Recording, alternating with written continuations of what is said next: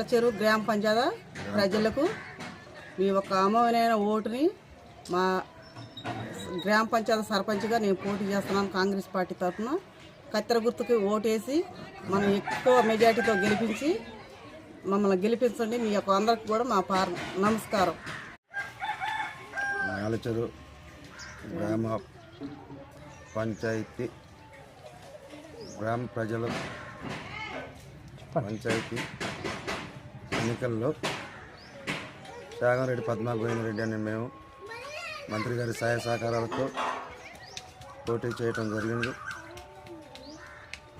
దానికి తోడు మా గ్రామ ప్రజలు మండల నాయకులు అందరూ సహకారంతో పోటీ చేస్తున్నాము.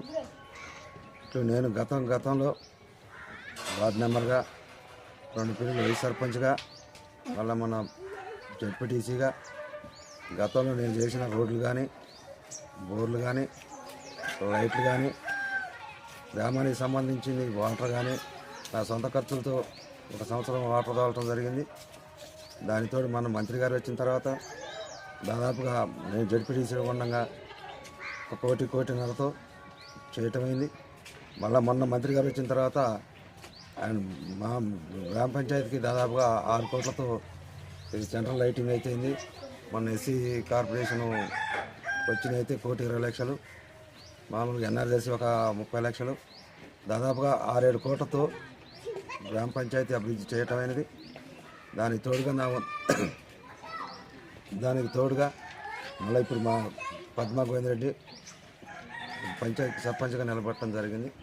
దానితో ఇంకా ముందుగా ఏ ఇబ్బంది వచ్చినా ఇంకా మంత్రి గారి సహకారంతో ఒక 6-7 కోట్లతో రేపు జాతర కల్లా ఒక 6-7 కోట్లు శాంక్షన్ చేయించే బాధ్యత నాదని కోరుకుంటూ కత్తెర గుర్తుకి ఓటే వాళ్ళని అత్యధిక మెజారిటీని గెలిపించాలని కోరుకుంటున్నాను.